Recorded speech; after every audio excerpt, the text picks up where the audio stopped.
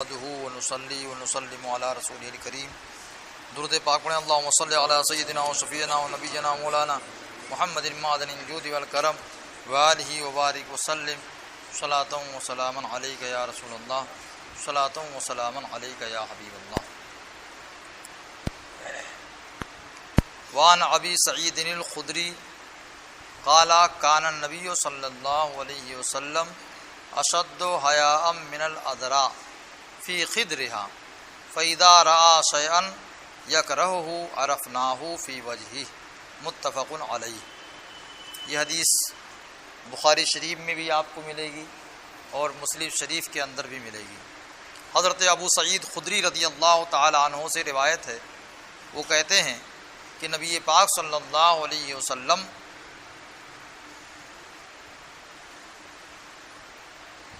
پردے میں کنواری لڑکی سے زیادہ حیادار تھے. اس مفہوم کو سمجھنے کے لیے تھوڑی سی وضاحت چاہیے. دیکھیے، جب کسی لڑکی کی شادی کا وقت آتا ہے تو وہ تنہائی زیادہ پسند کرتی ہے اور اس کو الگ ہی رکھا جاتا ہے. اس وقت لوگوں سے بات چیت کرنا بھی کم کر دیتی. کہاں کا کیا رواج، ہمارے ہاں تو ایسا ہم نے دیکھا. تو یعنی حیا بہت فرماتی ہے.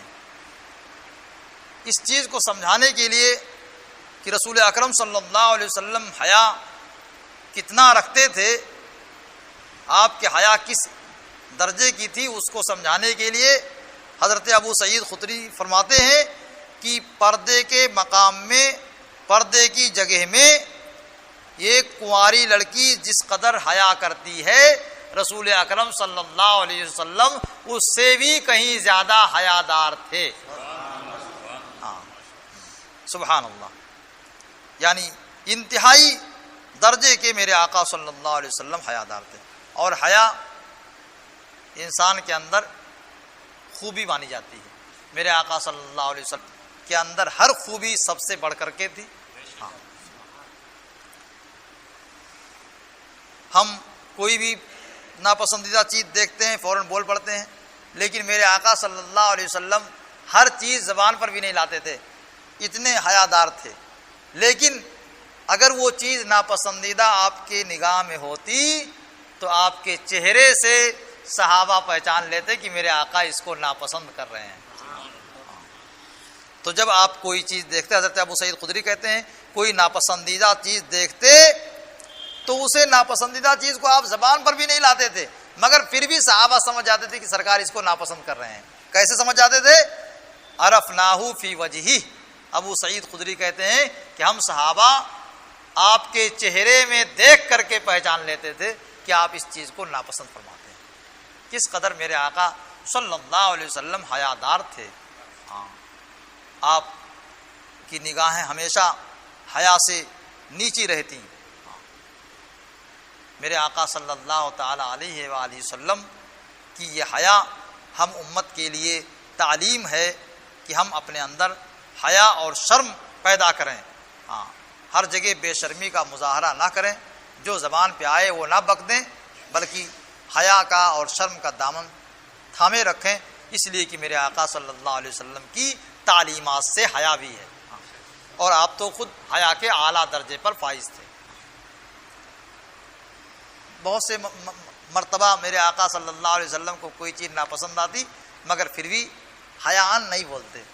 ایک مرتبہ آپ ولیمے میں صحابہ کرام کو کھلا رہے تھے تو تھوڑے تھوڑے صحابہ آتے اور حجرے شریف میں کھا کر کے چلے جاتے. کچھ لوگ بیٹھے رہ گئے اور آپس میں باتیں کرتے رہے. اب میرے آقا صلی اللہ علیہ وسلم کا ان کا دیر تک بیٹھنا ناپسند آیا، لیکن آقا صلی اللہ علیہ وسلم نے زبان سے نہیں کہا کہ اب جائیے. ہاں، تو اللہ تعالیٰ اپنے محبوب کی عظمت کس قدر بلند فرماتا ہے کہ جبریل کو بھیجا اور قرآن کی آیت لے کر آ گئے.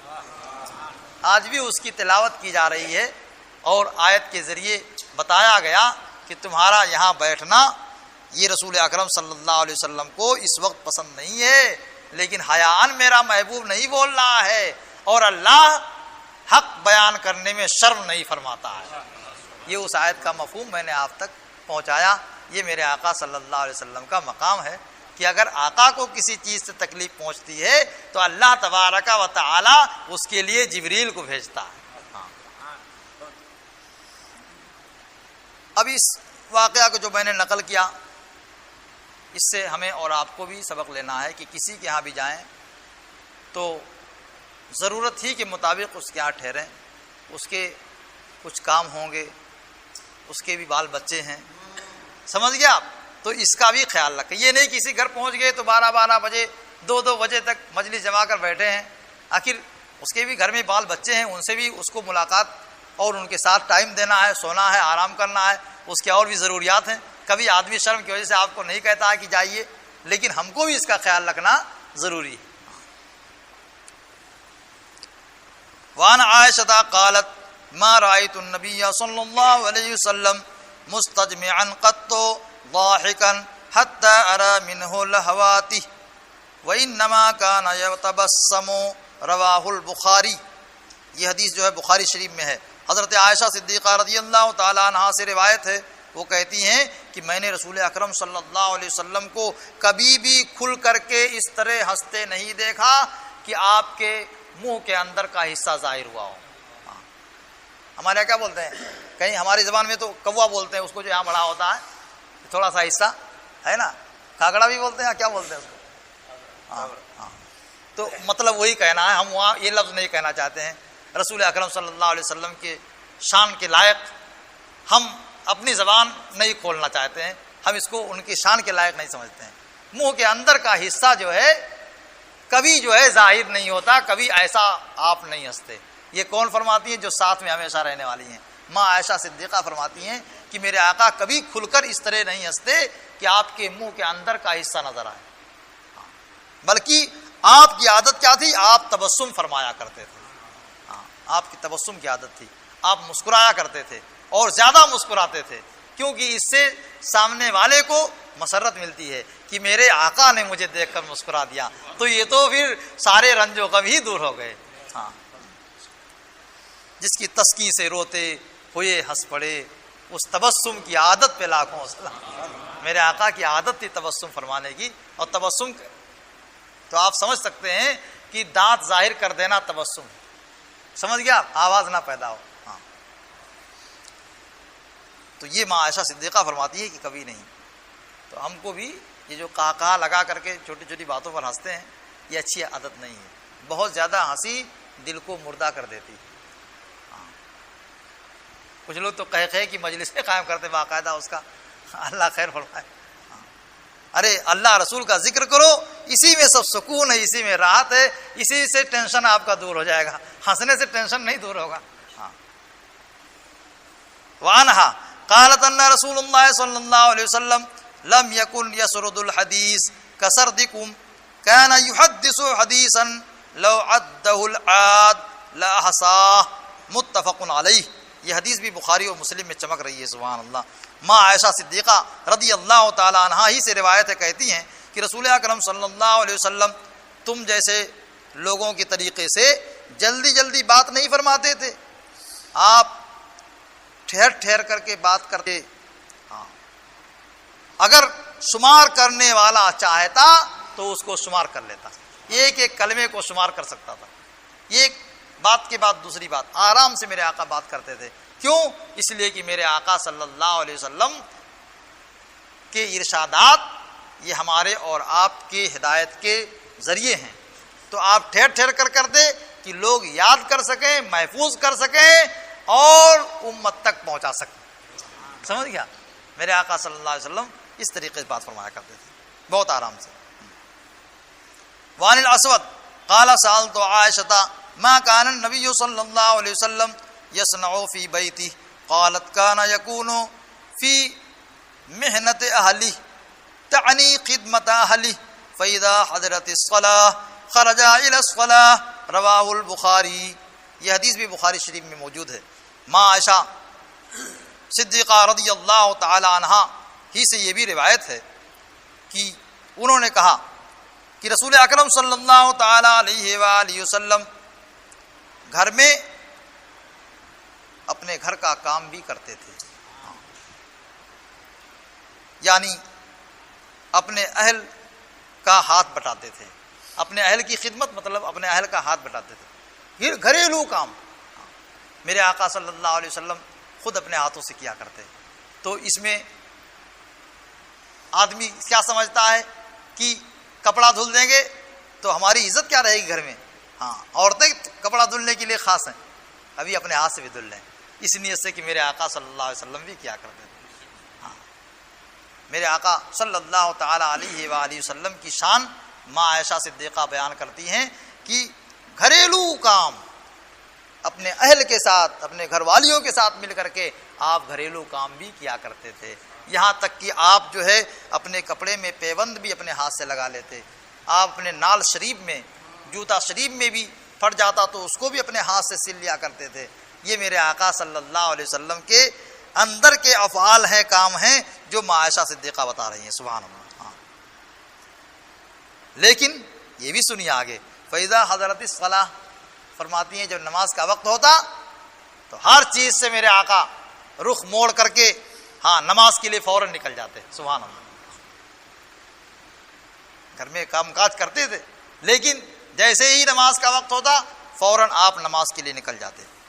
ماں عائشہ یہ بیان کر کے بتانا چاہتی ہیں ہم کو کہ کوئی بھی کام ہو، نماز مقدم ہے، نماز کا ٹائم آ جائے رب کی بارگاہ میں حاضری دیجیے، ہاں اس کے بعد دنیا کا کام تو کرنا ہی ہے، ہاں وہاں کا کام کرو جو تمہیں ہمیشہ کام آنے والا۔ ہاں، اللہ کی رضا مل گئی تو سب کچھ مل گیا، نماز میں اللہ کی رضا ہے۔ ہمیں نماز کے معاملے میں ہمارے دلوں میں تڑپ ہونی چاہیے اور انتظار ہونا چاہیے کہ اس نماز کے بعد دوسری نماز کب آ رہی ہے۔ ہاں، انتظار اگر آپ کے اندر ہے تو آپ کا انتظار کا جو ثواب ہوتا ہے وہ بھی ثواب جاری رہے گا۔ آپ سفر میں ہیں تب بھی انتظار کہ کہاں ٹرین رکے گی کہ ہم نماز پڑھ سکیں گے، کتنے ٹائم تک رکتی ہے، یہ تلاش جاری رہنا چاہیے اور جہاں موقع ملے وہاں پر نماز ادا کی جائے۔ وعن عائشہ قالت ما خیر رسول اللہ صلی اللہ علیہ وسلم بین امرین قط الا اخذ ایسرہما ما لم یکن اثما فإن کان اثما کان ابعد الناس من ومن تقم رسول اللہ صلی اللہ علیہ وسلم لنفسی فی شیء قط الا ينتهك حرمت اللہ فینتقم للہ بها متفق علیہ۔ ماں عائشہ صدیقہ رضی اللہ تعالی عنہا سے یہ روایت بھی ہے، کہتی ہیں کہ رسول اکرم صلی اللہ علیہ وسلم کو جب بھی کسی دو چیز میں اختیار دیا گیا کہ یہ کریں یا یہ کریں، آپ کو اختیار ہے، یہ کریں یا یہ کریں، تو آقا صلی اللہ علیہ وسلم ان دونوں میں سے جو زیادہ آسان ہوتا اسی کو اختیار کرتے، سبحان اللہ۔ یہ کس لیے؟ امت کے پیش نظر کہ میں جس کو کروں گا وہی اللہ کے طرف سے میری امت کے لیے بھی متعین ہوگا، تو آسان کو اختیار کرتے تاکہ میری امت آسانی میں رہے، سبحان اللہ۔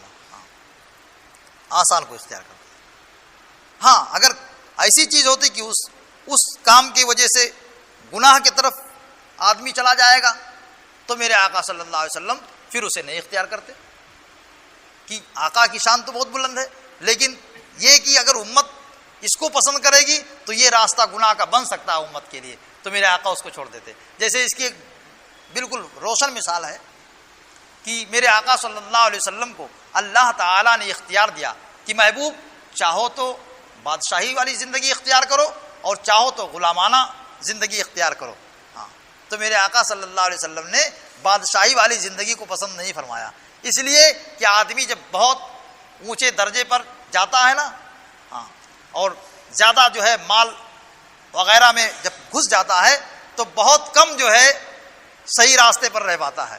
یہ دنیا ہے، جتنا زیادہ اس کے اندر گھسیں گے اتنی ہی زیادہ جو ہے آپ ہلاکت کے شکار ہو سکتے ہیں، اور جتنا زیادہ اس سے کنارہ کشی اختیار کریں گے محفوظ رہیں گے۔ تو میرے آقا صلی اللہ علیہ وسلم نے بادشاہی والی زندگی نہیں پسند کی. ہاں ورنہ آپ کی امت بھی اسی کو پسند کرتی. ہاں امت ہونے کی حیثیت سے, کیونکہ میرے آقا صلی اللہ علیہ وسلم کو جو پسند ہے وہی امت کو بھی پسند ہونا چاہیے. ہاں سمجھ گیا. اور یہ بھی محدثین نے بیان فرمایا کہ اگر یہ مراد لیا جائے کہ اگر بندوں کی طرف سے, مسلمانوں کی طرف سے یا کافروں کی طرف سے کسی معاملے میں آپ کو اگر اختیار دیا جاتا کہ یہ کریں یا یہ کریں, تو جس میں امت کے لیے آسانی ہوتی اسی کو اختیار فرماتے. جیسے کہ مشورہ دیا گیا بدر کے قیدیوں کے بارے میں جو کفار قید کر کے آئے, اس میں کون تھے جانتے ہیں؟ وہ لوگ تھے کہ جن کی وجہ سے مسلمانوں کو اپنا گھر چھوڑنا پڑا تھا, ہجرت کر کے آئے تھے مکہ سے. وہ لوگ تھے 70 مارے بھی گئے تھے اور 70 قید ہو کر کے آئے تھے. تو ان لوگوں کے بارے میں میرے آقا نے صحابہ سے مشورہ طلب کیا کہ کیا کہتے ہو. الگ الگ لوگوں نے مشورے دیے. کسی نے کہا کہ قتل کر دو سب کو ایک طرف سے, ہاں آج ہاتھ آئے ہیں یہ تو قتل کر دیا جائے. لیکن سیدنا صدیق اکبر نے مشورہ دیا کہ یا رسول اللہ قتل نہ کیا جائے, فدیہ لے کر چھوڑ دیا جائے. کیا لے کر چھوڑ دیا جائے؟ فدیہ لے کر کے چھوڑ دیا جائے, ان سے کچھ لے کر کے جو ہے چھوڑ دیا جائے ان کو. تو دونوں میں وہ سخت تھا, کیا گردن مار دینا. میرے آقا نے اسی کو اختیار فرمایا اور فدیہ لے کر کے ان قیدیوں کو چھوڑ دیا. اس میں دیکھیے کتنا فائدہ ظاہر ہوا کہ وہی لوگ بعد میں صحابیت کے درجے سے مشرف ہوئے. سمجھ گیا. ہاں تو میرے آقا آسان کو اختیار فرماتے, جس میں آسانی زیادہ ہوتی اس کو اختیار فرماتے. لیکن گناہ کا راستہ ہوتا تو بہت سخت اس سے جو ہے دوری اختیار فرماتے. کبھی جو ہے اس کی طرف جو ہے نگاہ اٹھا کر کے نہیں دیکھتے. گناہ کے راستے سے ہمیشہ پرہیز کرتے تھے. ارے تو امام المعصومین ہیں, ہاں وہ تو ہم کو بھی گناہ سے بچانے آئے تھے. ان کے لیے تو گناہ ہم سوچ بھی نہیں سکتے. ان کے لیے گناہ کا سوچنا بھی گناہ ہے. اللہ تبارک و تعالی اپنے محبوب کے نقش قدم پر ہمیں چلنے کی توفیق عطا فرمائے.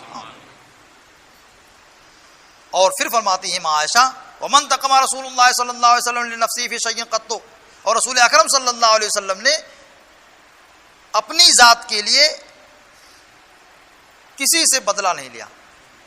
اگر کسی نے آپ کو ذاتی تکلیف پہنچائی تو آپ نے اسے معاف کر دیا, درگزر کر دیا.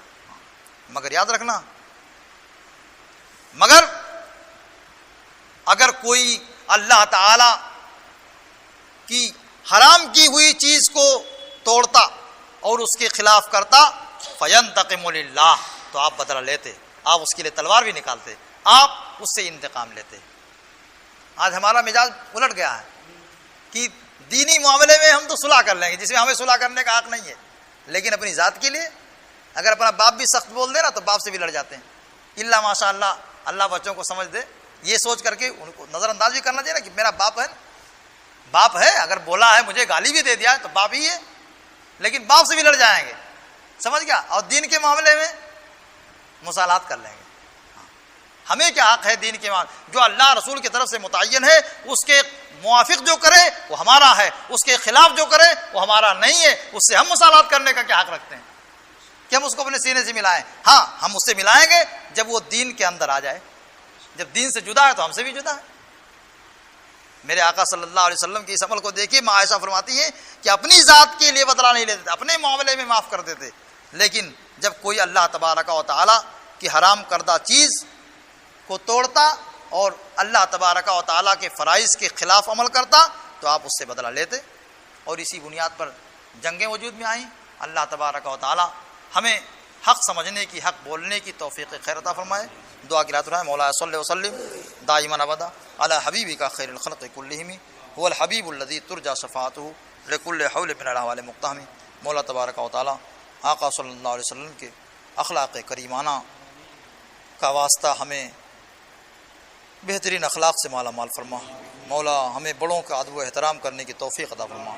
مولا ہمارے گھروں میں خوشگواری کا ماحول بنا, مردوں عورتوں کو آپس میں ایک دوسرے کے ساتھ مل کر کے ایک دوسرے کے حقوق کو ادائیگی کی توفیق عطا فرما. وافوض امری الی اللہ ان اللہ بصیر بالعباد برحمتک یا ارحم الراحمین بحق لا الہ الا اللہ محمد رسول اللہ صلی اللہ تعالی علیہ وآلہ وسلم.